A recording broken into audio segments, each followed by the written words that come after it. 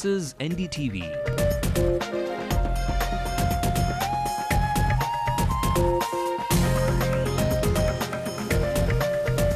And you're watching NDTV Hindu.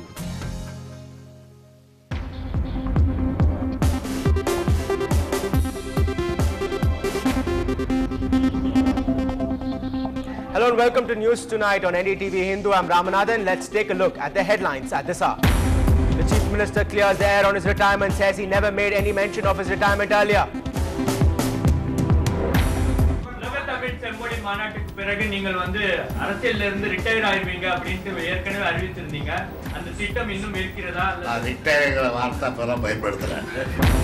MTC surprise for passengers. The fuel prices might have gone up, but your bus fares will remain the same. Nalini's wishes granted, the Rajiv Gandhi assassin shifted to Puel prison under tight security. It is surprising to us. The government kept quiet for 2 months and suddenly, they have transferred. Counselling for professional courses begins in the state, but many colleges still awaiting approval for admissions this year. The High Court wraps a regional divisional officer for not providing the minority certificate for a top-ranking tribal student. And it's a major embarrassment for the United States security wing brands a 6-year-old girl as a terrorist. Well, putting all speculations to rest, Chief Minister Karunanidhi today made it very clear that he has never mentioned anything about his retirement.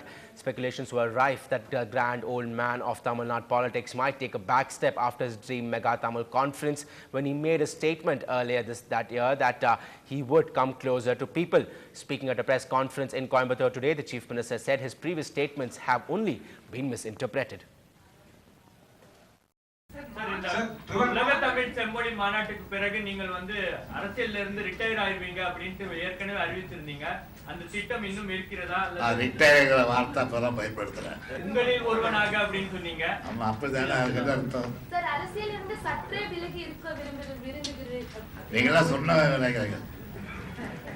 Now, my colleague Shabir Ahmed joined us from Coimbatore after that press conference. He tells us how the Chief Minister has always been a riddler, and this statement from him was expected.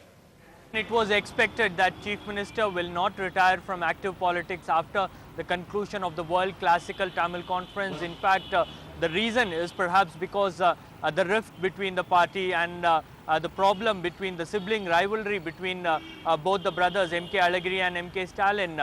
This has been ever since Chief Minister hinted at retiring from active politics. There was a flutter within the DMK party, and in fact there was an open war. Alagiri making statements like he cannot accept any leader except Karunanidhi as a party chief, and after that the Deputy Chief Minister was silent on this particular issue, but Alagiri went ahead and he said that if there is going to be an election for the party post, then definitely he will be one of the contestants. So that is something, perhaps a clear indication that there will be a problem if Chief Minister retires, or if he handles the mantle to the Deputy Chief Minister as expected. But right now, Karunanidhi has put an end to all the speculation, saying that he will not retire from active politics. In fact, he has very cleverly played with words as usual, because we know Karunanidhi is very keen on using perfect words at the right point of time. And in fact, he clearly made a statement that he did not use the word retirement. He said that Ungalil Orvan, that means I will be one among you. And right now he has said that the time has not yet arrived. If you want me to retire, I will retire. It all depends upon the journalist. So now he is clearly evading those questions, and he has put his retirement plans in back burner. Meanwhile, the Chief Minister has also silenced his critics on the release of prisoners during the Tamil conference. He took a dig at Jayalalitha as well for having done that earlier on her birthdays, and said that she should not be complaining now. செம்மொழி மாநாடு என்ற பெயரால் கைதிகளை வரையும் விடுவிக்க அரசு சார்பில் அறிவிக்கப்படவில்லை. அப்படி அறிவிக்கப்பட்டதாக எந்த ஏடுகளிலும் அரசு சார்பில் தெரிவிக்கப்படவில்லை. இப்படி கைதிகளை எல்லாம் விடுவிப்பது நீதிமன்றத்தை அவமதிக்கும் செயல் என்று எதிர்க்கட்சி தலைவர் ஜெயலலிதா குறிப்பிட்டிருக்கிறார். அவரே முதலமைச்சராக இருந்தபோது அவருடைய பிறந்த நாளை ஒட்டி 1992ஆம் ஆண்டு 230 கைதிகளையும் 93ஆம் ஆண்டு 132 கைதிகளையும் 94ஆம் ஆண்டு 163 கைதிகளும் விடுவிக்கப்பட்டிருக்கிறார்.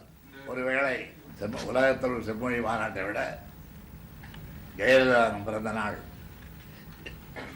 புனிதமானதாக இருக்கலாம்.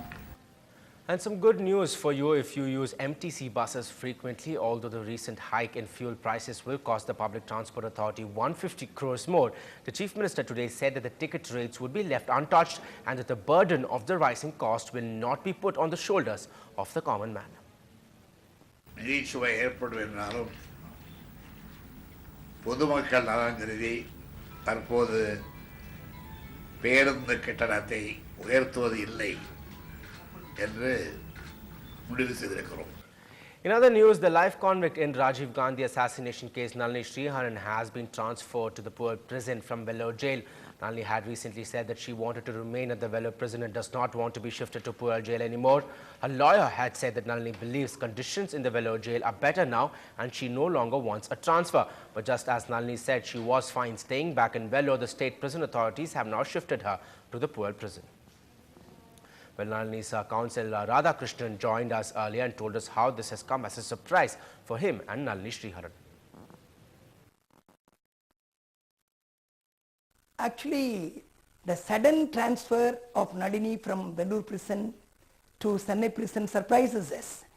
You know, just a couple of days ago, she made a statement to the press through her counsel that, you know, she could continue at Vellore prison because the prison condition was improving. So, Tamil scholars all over the world were making fervent plea to the Honorable Chief Minister that she should be released. Whether, you know, it disturbed the Honorable Chief Minister or not, probably that could have triggered, you know, immediate action on the part of the Tamil Nadu government to transfer her.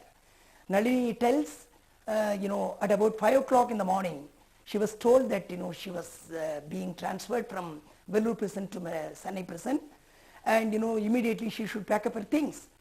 So she was shocked in a way, but she was happy. At least her request was now complied with by Government of Tamil Nadu. Now, if you're planning to get into an engineering college this year and are appearing for counseling in the coming days, what you might be doing is just might be illegal. That's right, only 50 to 60 colleges of the more than 440 engineering colleges in the state have gotten approval from the All India Council of Technical Education this time around.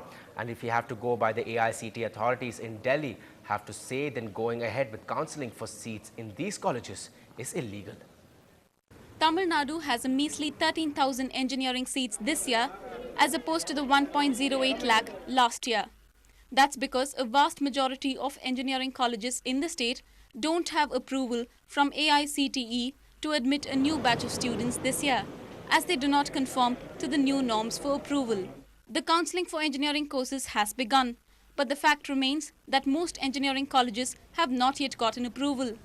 20 individual private colleges and a consortium of colleges have filed a petition at the Madras High Court challenging the new AICTE norms.